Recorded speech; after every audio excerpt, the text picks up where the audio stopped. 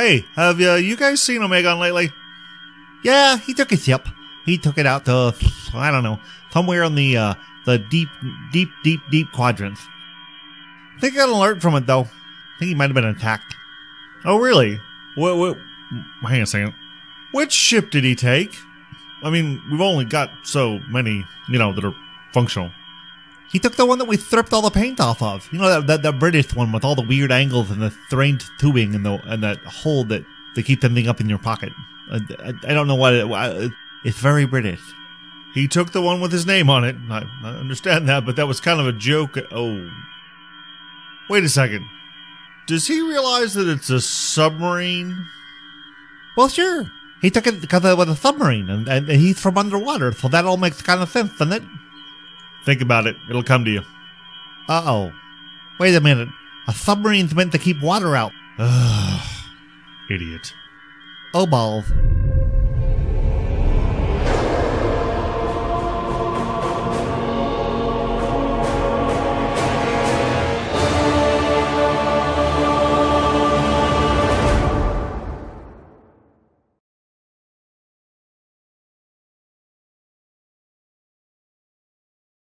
I'm not entirely sure how to explain what's happened, so instead we're just going to do this.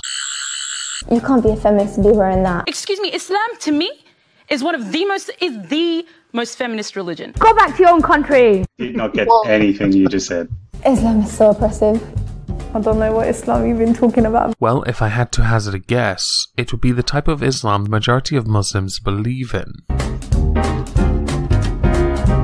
A small part of me is starting to wonder if the BBC is trying to follow in the footsteps of the hugely successful BuzzFeed and MTV with series like Decoded, Burqas, and whatever it is BuzzFeed does that tries to make white people feel guilty for existing.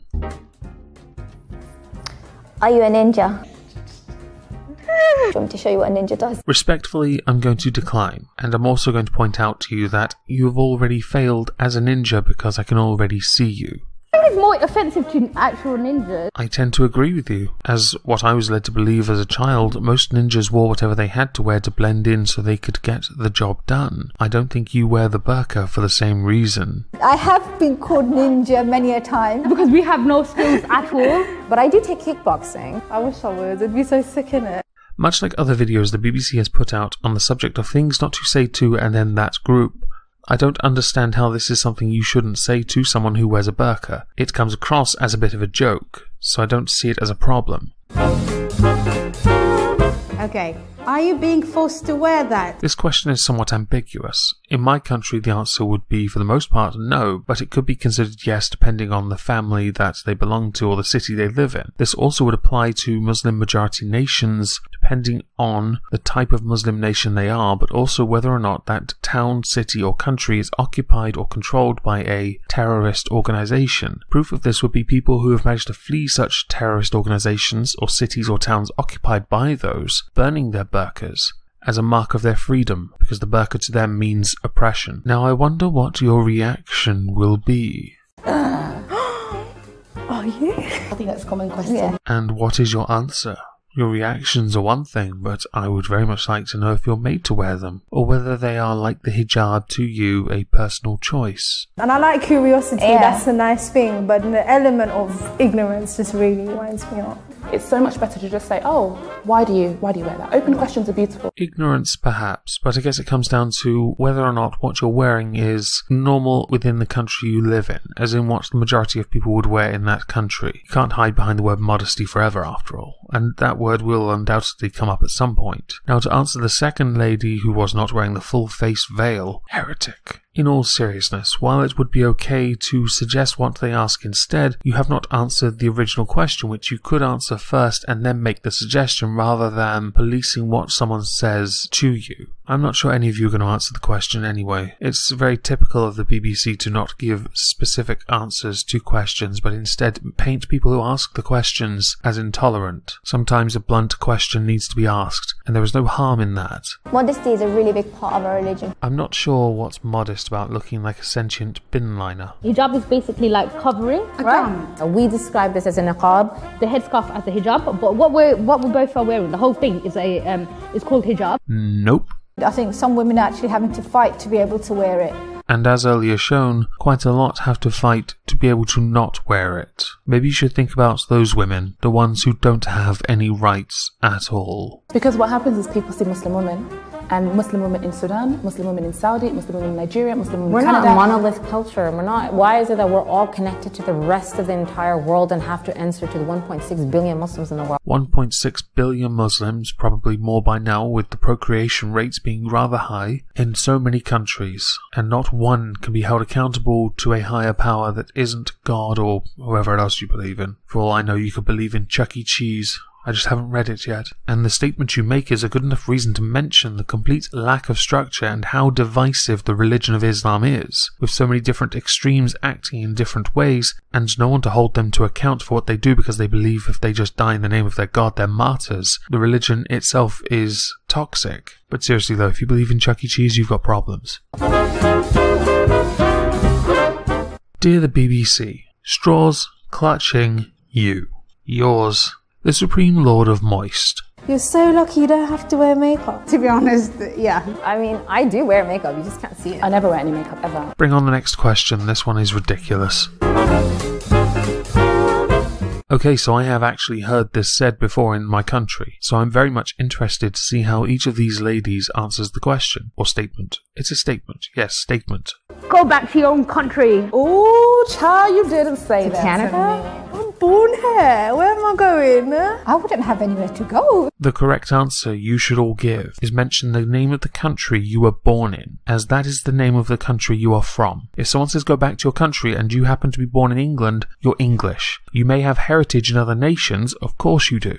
But if you are born in England, America, Canada, or somewhere else around the world, and it isn't the country people think you're from because they've racially profiled you, you simply tell them the country you're from because it's pretty obvious. Some of your accents were dead giveaways. I'm Pakistani, I've never been to Pakistan. Everything you just said was utterly retarded. I get the point that you have Pakistani heritage, but as you were not born there, you are not Pakistani. You are whichever nation you are born in, which I would assume to be English. Do you appreciate British values? I have fish and chips. I can make a good fish and chips. I can make a wicked batter without beer. I use What about the sparkling water. peas?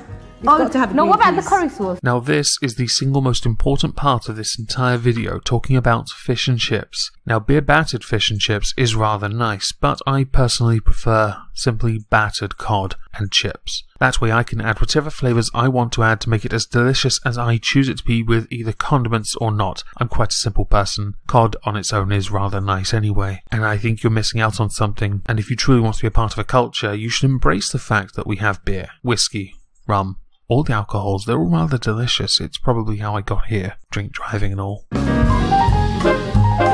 When I first saw this video, this was the part I was most looking forward to getting to, because when I think about this, the first thing I think about is the Sci-10 song I am an Islamist, I am a feminist. I am an Islamist, I am a feminist. You might not think we have very much in common, but we share essentially the same ideology, and Muslims are oppressed just like every woman. I think about the earlier played video of Islam is the most feminist of the religions, and it also reminds me of all the bedroom and internet feminists who make their videos claiming to want to fight for equal rights under the guise of the pay gap, rape culture, patriarchy, all of which are mythical in the West, and claiming to want to help in countries where women are genuinely oppressed but not actually doing anything to help, and as much as they want to claim they are, they truly are not. Going so far as to kowtow to a faith under the guise of #modesty. If anybody was to say that to me, they would be like, oh, she's the biggest feminist you can find. I'm treated like the queen in my home, and every woman should be treated like. I'm sure you can think of bigger feminists that don't wear burqas, niqabs, or hijabs, or whatever you want to call that piece of headgear you're wearing. Faux ninja gear. And as far as being treated like a queen or princess in your house, there's nothing wrong with that, but I assume when you want to leave the house you need to be accompanied by a male. It doesn't make sense to me, because you're sitting here and you're saying, oh, but you're oppressed and we want to help you and we want to do this, but you're not letting me do what I want to. You're not letting me be free. Do you truly believe you are free if you are bending knee to a religion and obeying their rules of, quote, modesty by covering up every part of your being that isn't your fingertips and your eyeballs? Yes, there are some cultural practices that maybe oppresses women, but it's cultural. It's never been Islamic. If Islam is feminist, why is discrimination institutionalized in Saudi Arabia and Iran? Why do guardianship laws exist in Saudi Arabia that restrict and infantilize women, as men have control over their medical treatment, education, choice of spouse, divorce, acquisition of property, and so on? In Iran, the hijab is considered the beating heart of the religion.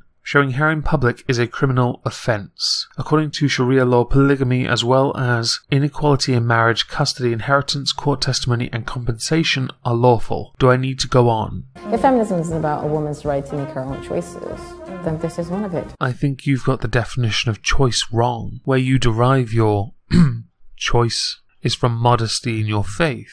Islam and feminism are not compatible. Feminism is about advocating for women's rights. Islam is about 400 years behind the rest of the world that has already given women their rights.